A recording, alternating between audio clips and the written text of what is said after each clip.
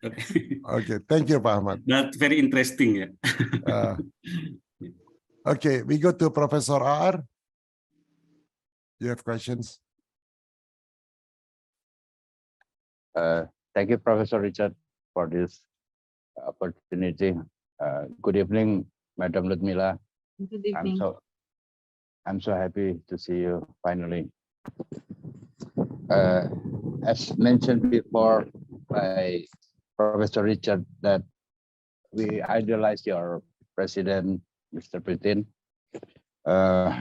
I'm curious about his policy right now, present policy, whether he combined previous policy from leader of Russia and Union Soviet to make his own policy in current international situation.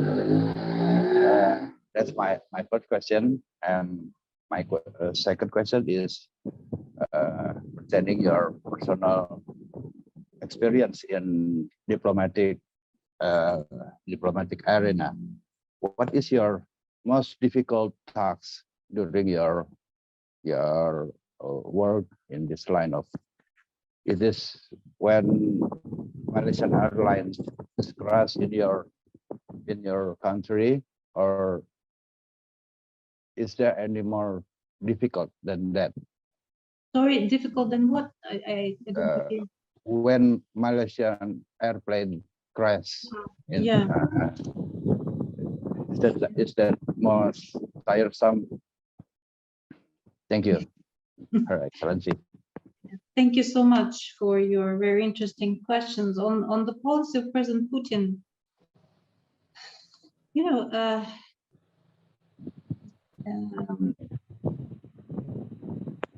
I think President Putin realized and made Russian people realize what was really happening with our country after the collapse of the Soviet Union. And he showed the way how to prevent our country from following the fate of the Soviet Union.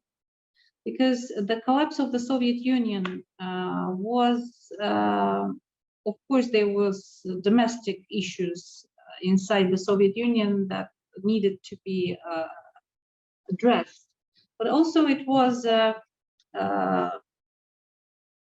effort from the West. It was Western policy that also led to this result.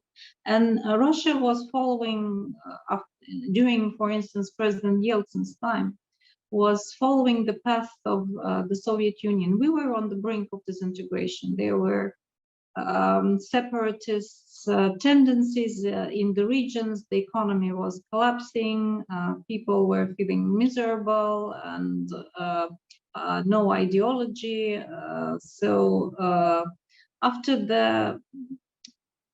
When President Putin came to power, slowly it changed. And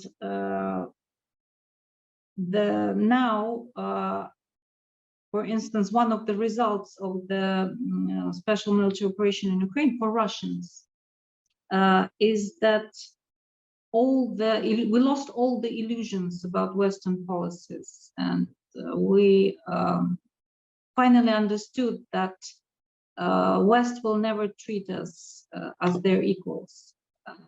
Moreover, it's not in the interest of the West to see a strong and independent Russia.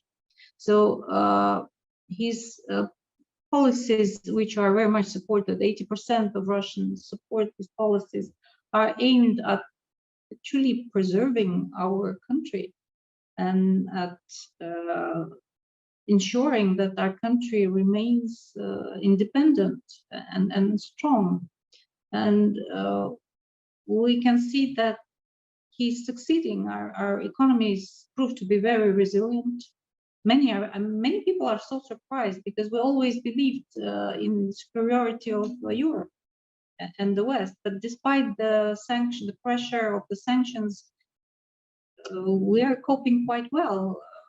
according to the forecasts, there will be by the end of this year, our economy will be growing again, not contracting but growing. Inflation in our country, the rate of inflation is lower than in Germany, for instance, which is not under sanctions. So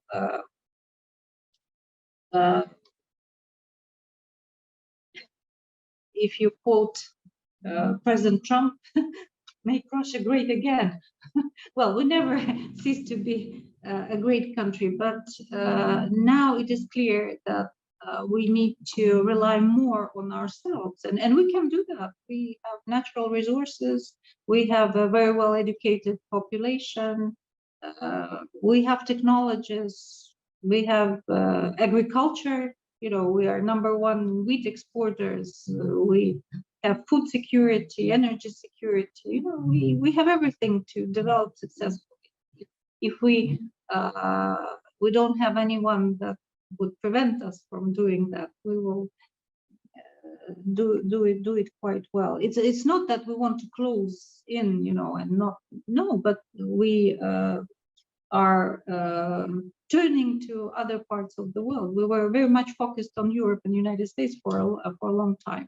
Now we are turning to the other parts of the world. I can assure you, we will survive. Yeah. We have everything for that. As for your second question on the most difficult tasks in my career, indeed, when I was posted in Malaysia, as you know, the Malaysian aircraft, the flight MH17 was shut down in Ukraine.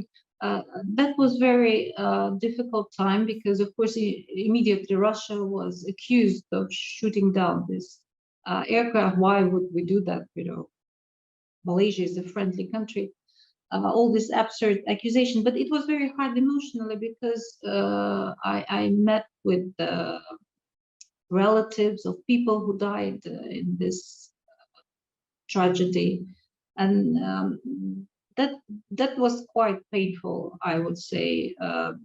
Thankfully, the Malaysian government actually never accused us of doing that. There is no evidence so far that we ever had anything to do with that. So that was very difficult, of course. But to tell you the truth, the most difficult period in my diplomatic career was when I had a baby daughter and I had to juggle all my work and taking care of a very small baby who didn't sleep well at night. Family, yeah, to raise the family and to do the job. Yeah, that was hard. That was hard. Yes, can imagine that. Pa Yusuf have